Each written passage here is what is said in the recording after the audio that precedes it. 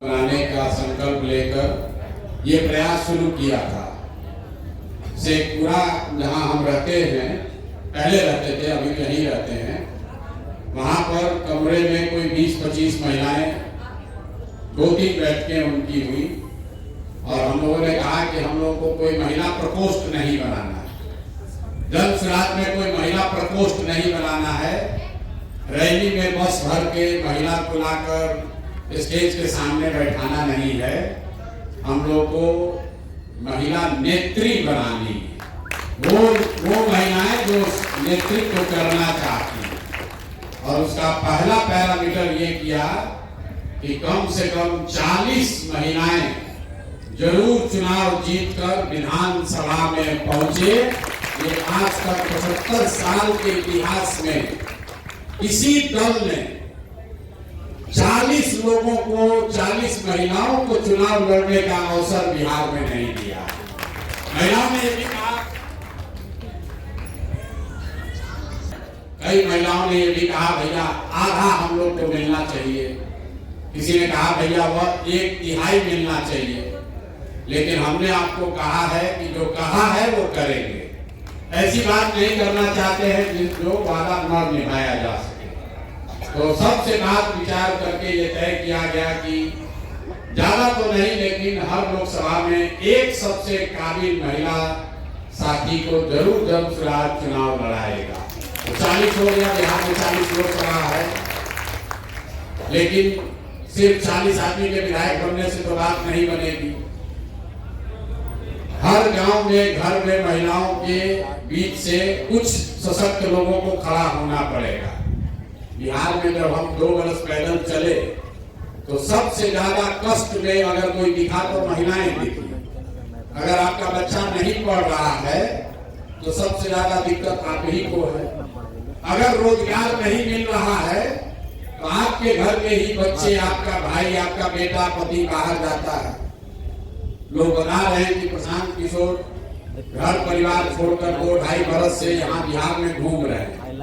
हम अक्सर कहते हैं कि हम तो 2-2.5 बरस से अपना परिवार छोड़ के यहाँ रह रहे हैं। बिहार में ज्यादातर परिवार में स्थिति ये है कि आपकी शादी हुई और आपका पति पलायन कर गया, रोजगार के लिए बाहर चला गया।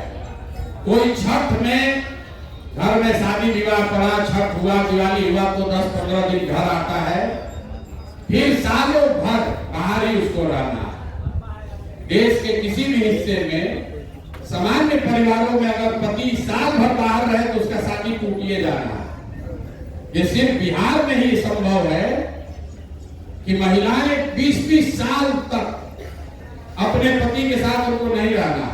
और लोगों को लगता है तो जीवन की सच्चाई है, भैया कमाना है तो बाहर जाना ही पड़ेगा। ये बहुत बड़ा कष्ट है, कोई इसकी चर्चा नहीं करता है। आपकी शादी हुई और जब तक आपका पति, उसका शरीर थक न जाए, बूढ़ा न हो जाए, तब तक वो बाहर ही कमा रहा है। आपका बच्चा जो जवान है उसको पढ़ने के लिए बाहर ही जाना है। अगर आपके बाबूजी बूढ़े हो गए तो उनको दवा के लिए बाहर ही जाना है। ये जो पलायन का दंश है, ये सबसे बड़ा दंश है। कुछ लोग यहाँ को, कुछ पैसे वाले लोग बैठे, उनको लगता है कि तो सब गरीब आदमी मजदूर सब जाता है। ऐसी बात नहीं। जो गरीब है उसके घर का पति, उसका बेटा जा रहा है मजदूरी करने। जो थोड़ा बहुत पैसे वाले लोग हैं, उनका बच्चा, उनका पति जा रहा है नौकरी करने। लेकिन जा रहा है सबको। गांव में शायद ही कोई ऐसा आपको गांव मिला है जहां पर जवान लड़के आपको रोड पर मिलेंगे।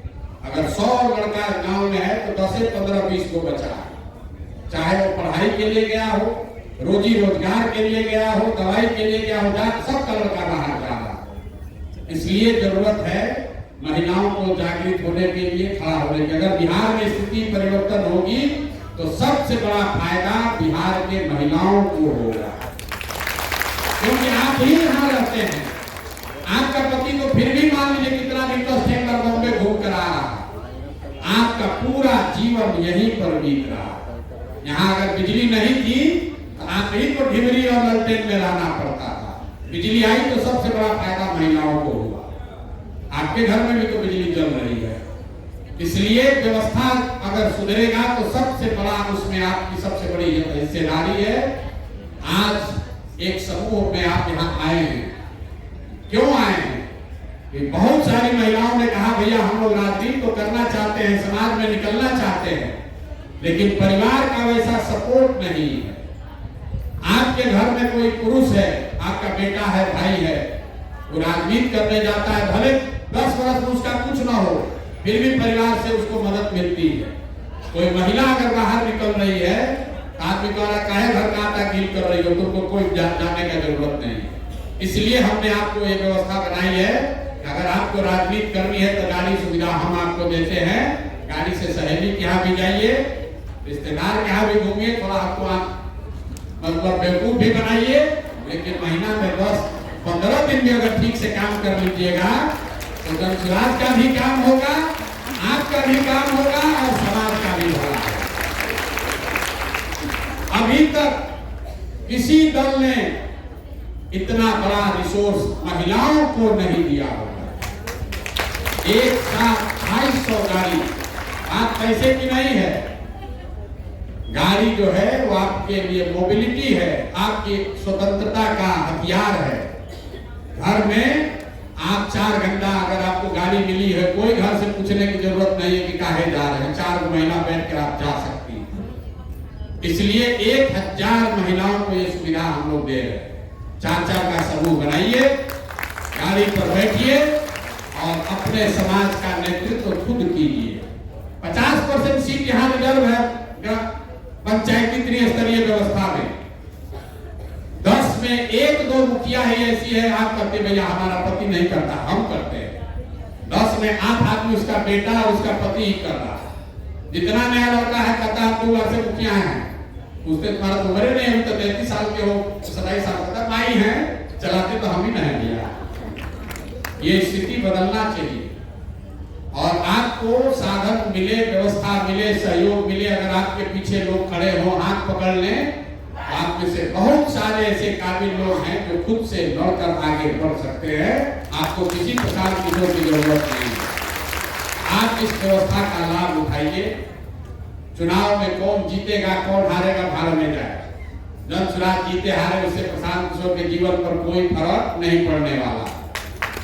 हम एमएलए बनकर रुपया नहीं हमको कमाना, हमको ठेकेदारी नहीं करना है। सरस्वती का आशीर्वाद है, ऊपर वाले की कृपा है, माँ बाप का आशीर्वाद है, जीवन में किसी चीज की कमी नहीं है। लेकिन ये मौका आपके हाथ में है, इसका सदुपयोग कीजिए। गाड़ी एक पहली शुरुआत है। अगर आप में क्षमता होगी तो कल जब आप मुखिया का चुनाव लड़ोगे तो अपने खर्चा पर आपको चुनाव लड़ाएंगे, आपको किसी के इस्तेमाल के हाथ नहीं बढ़ाएंगे। अगर आप में क्षमता होगी तो आप सरपंच बनिए, मुखिया बनिए, जिला पार्षद बनिए, विधायक बनिए। आपको अपने घर वालों से पैसा मांगने की जरूरत नहीं है। आपका भाई, आपका बेटा इतना काम तो होना चाहिए ना भाई, होना चाहिए ना।